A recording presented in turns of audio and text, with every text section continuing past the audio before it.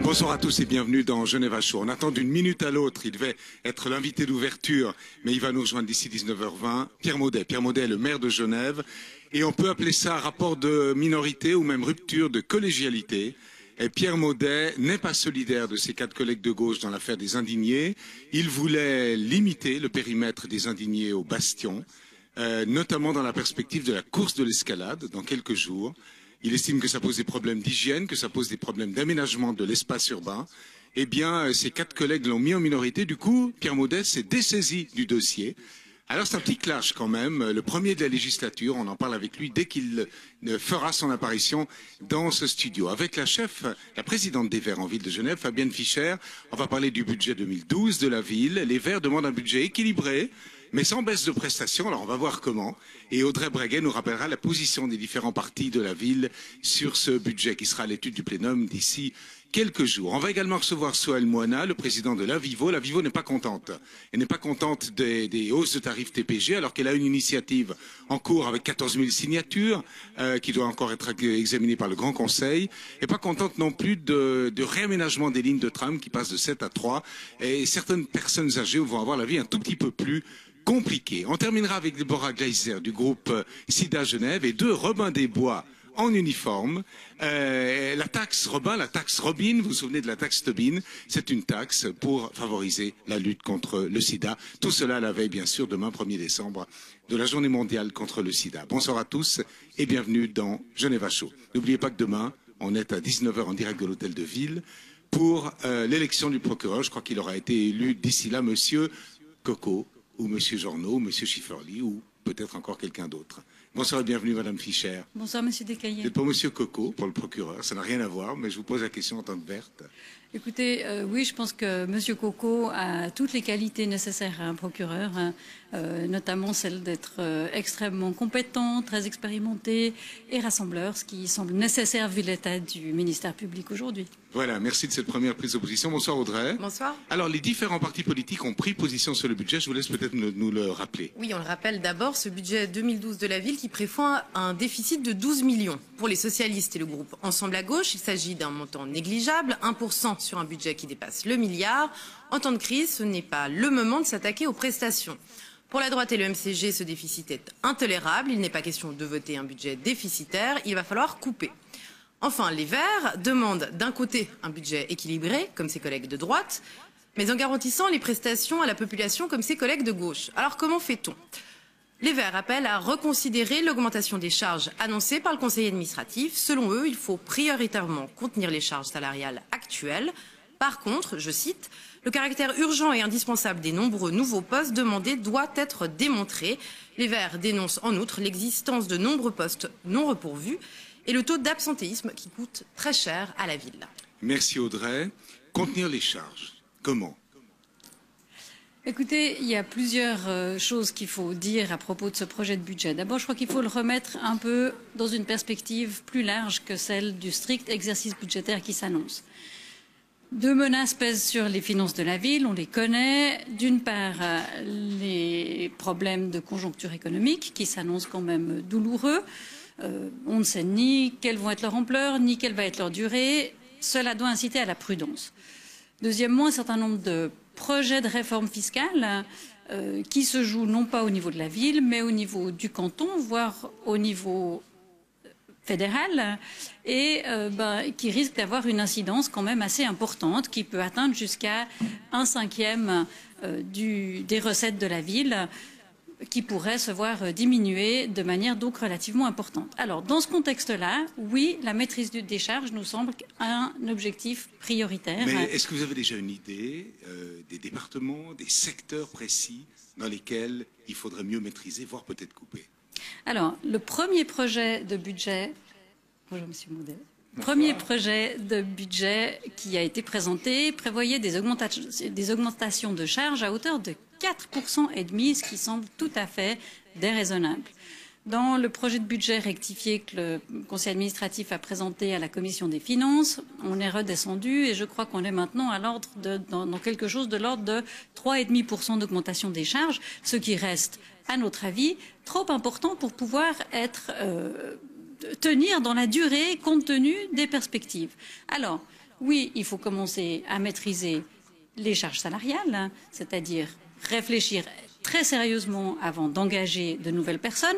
Maintenant, la position des Verts, c'est pas non plus de dire aucun nouveau poste. On considère que c'est au Conseil administratif. Il faut examiner. Le Conseil administratif doit examiner au cas par cas. Il peut se trouver une situation où, par exemple, avoir un bon chef de projet va permettre de mettre en œuvre toute une série de prestations et un poste à cet endroit-là serait totalement justifié. Il se trouve, imaginez, rêvons, imaginons que vous ayez à votre droite le maire de Genève. Soyons fous. Bonsoir Pierre Maudet. Bonsoir. On parlera d'autres choses tout à l'heure, qui devait être le sujet d'ouverture, mais quand même, c'est un discours presque que vous pourriez tenir, que tient Madame Fischer. Mais c'est un discours que j'entends, que le Conseil administratif entend d'ailleurs volontiers, dans la mesure où c'est le discours du budget des moyens et pas forcément le budget des besoins. Les besoins sont vite insatiables dans n'importe quelle collectivité. Donc j'entends le discours qui est fait. Je m'étonne un petit peu parce qu'une partie des charges, elles sont générées naturellement. C'est ce qu'on appelle la progression à froid. C'est-à-dire que ça augmente naturellement, notamment en termes de personnel, par les effets des mécanismes salariaux décidés et votés d'ailleurs par les Verts. Oui. Mais sur le reste, le Conseil administratif a fait un bout du chemin. On verra le 10 décembre. 10 décembre, examen en plénum du budget. Le début. Le début. Madame Fischer, votre discours au sein de la gauche, ça ne m'a pas totalement échappé, n'est pas exactement celui de la ministre en charge des Finances, Madame Salerno, ni de ses troupes. Fracture, césure, comment on dirait au sein de la gauche, entre les Verts Vous savez, les Verts, on a toujours tenu le même discours. Notre position de base, c'est quand même de dire on ne doit pas faire peser sur les générations futures des choses qu'on fait aujourd'hui. Et donc, on doit observer la situation avec beaucoup de responsabilité sur l'avenir et à long terme. Le long terme n'est pas très gai. Madame Salerno a toujours été très prudente jusqu'à cette année dans son évaluation des recettes, ce qui a permis à la ville de rembourser une partie importante de la dette. Ça se monte à 493 millions, je crois, sur la dernière législature, ce qui permet aussi de dire que la situation financière de la ville aujourd'hui est saine et il faut le reconnaître. Les Verts reconnaissent aussi que 1% de la masse budgétaire en déficit, c'est pas une affaire qui est, disons, c'est 10 millions sur 1 milliard, à peu près, pour parler. À peu près, 1%, c'est à peu près 10 millions sur 1 milliard. Donc on est dans cet ordre-là, on l'entend bien. Mais on a aussi le sentiment qu'il y a un travail de mise à plat à faire dans les départements, de dépenses budgétées non effectuées, qui sont reportés d'année en année dans le budget. On a l'impression que le budget n'est pas forcément représentatif des besoins effectifs des départements. On a le sentiment qu'il y a des choses qui vraiment mériteraient d'être reconsidérées autour d'objectifs. Passez à droite, madame. Pas du tout. Et au contraire, il s'agit de permettre de dégager les moyens de fournir les prestations d'une part, qui sont des prestations de services publics, des missions publiques, et d'autre part, de maintenir et des subventions et les aides directes qui sont données à la population. Et pour pouvoir maintenir ces objectifs qui servent directement la population, il faut faire un peu d'ordre dans les dépenses, dans des choses qui se sont accumulées. Finalement, il n'y a rien que de très naturel, mais la situation nous impose de reprendre cet exercice. Et je vous remercie de cette clarté. Si vous êtes d'accord, je vous demande de laisser votre place à Pierre Maudet. Merci beaucoup, Madame Fischer. Madame Salerno, vous avez entendu ce que vous dit votre collègue de l'alternative. Il faut être plus rigoureuse. On va vous inviter quand vous voulez pour venir réagir, bien sûr. Alors, rebonsoir Pierre Maudet. Bonsoir. Vous avez créé l'événement cet après-midi, communiqué de votre département. Ça concerne les indignés. Vous étiez, en tant que maire de Genève, pour restreindre un peu et mettre un peu de l'ordre dans leur présence au bastion, pas pour les chasser. Et vos 4 collègues du conseil administratif ont préféré, et au fond vous en minorisez, ont préféré les laisser dans l'ensemble du champ. Vous vous sentez quoi, en minorité, en rupture de collégialité ce soir? Oui, c'est une rupture de collégialité, mais je peux vivre avec. Ils ont leur position, j'ai la mienne. J'essaye depuis 4 ans et demi de défendre chaque fois les positions du collège. Simplement, quand on me demande pour la énième fois d'avaler une énième couleuvre qui consiste à aller négocier avec des gens qui sont de mauvaise foi et qui, de toute évidence, n'ont pas envie de chercher autre chose que l'affrontement, sans qu'on me donne les moyens, le cas échéant, d'une sanction si d'aventure les interlocuteurs qu'on a en face de nous n'acceptent pas d'obtempérer, je dis stop et je préfère me dessaisir et remettre à un autre le dossier. Bon, j'ai entendu dire, en milieu de journée, et même la Tribune de Genève s'en est fait l'écho sur son site online, que votre chef de cabinet avait négocié avec certains représentants des indignés et qu'il y avait eu quiproquo et que ça apparaissait comme, au fond, une négociation au nom de la ville alors qu'elle n'engageait que vous. Non, mes collègues m'ont soutenu jusque-là. J'ai un engagement de leur part datant de début novembre que nous irions, le cas échéant, jusqu'à l'évacuation si c'était nécessaire. Ils sont revenus sur leur position, en tout cas c'est mon point de vue, raison pour laquelle ce matin encore, après avoir reçu les indignés lundi dans mon bureau, négocié avec eux, ils ont même admis le fait que c'était un peu une mascarade, un décor de théâtre. On n'a guère que 2 pelés et 3 tondus qui dorment là-bas la nuit pour un empiètement extrêmement important, une dizaine de personnes soit, un empiètement qui prive les Genevois du parti du parc, qui génère des problèmes de salubrité évidents que les jardiniers m'ont rapporté, des problèmes de sécurité et qui pour moi, et c'est le problème fondamental, pose un problème d'égalité de traitement. Je me décarcasse maintenant depuis plusieurs années pour faire progresser Genève dans le domaine de la salubrité, dans le domaine de la sécurité, pour ce qui me concerne, parce que les compétences sont essentiellement cantonales dans le domaine de sécurité.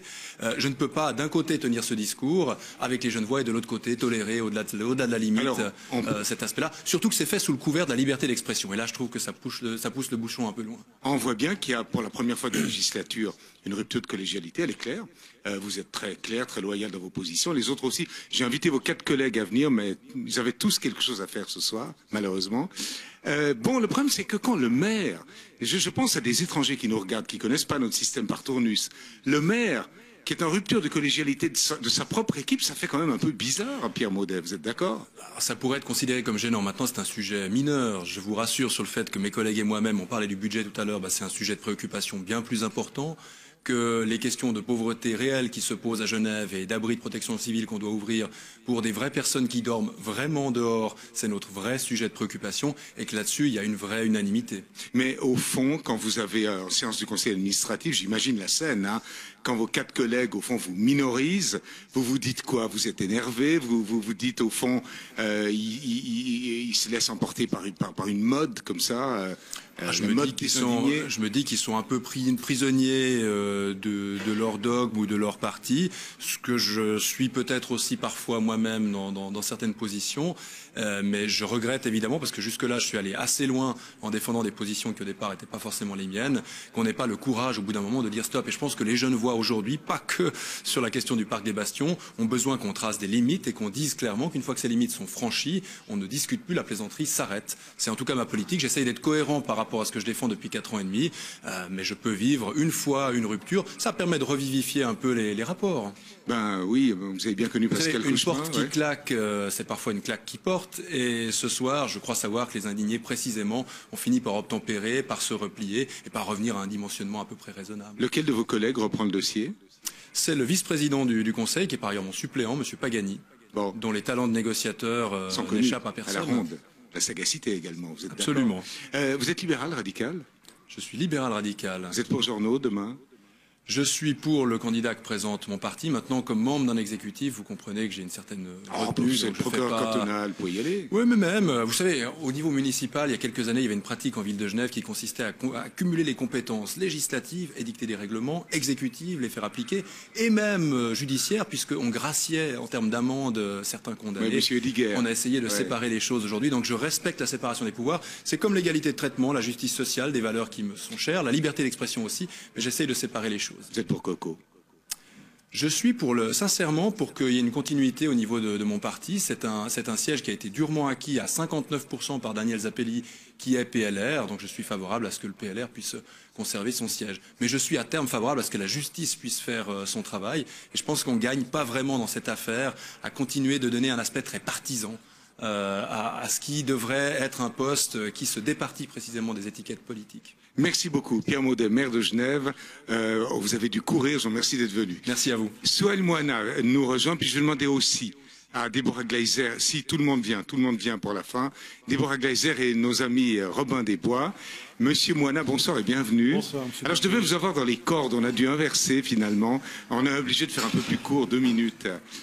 Président de la Vivo, le 11 décembre, c'est des nouveaux tarifs TPG, c'est surtout des nouveaux tronçons. D'abord, les nouveaux tarifs, vous n'êtes pas très content de cette hausse, Monsieur Moana. Non, nous sommes vraiment très fâchés sur 2 plans. D'abord, au niveau des tarifs, puisque, comme vous le savez, nous avons lancé une initiative populaire qui a abouti, 14 000 signatures. Elle est en traitement actuellement au niveau du Grand Conseil. Et il semble que le Grand Conseil va traiter cette initiative lors de la session de janvier. Demain après-demain. Non, apparemment, c'est à l'ordre du jour.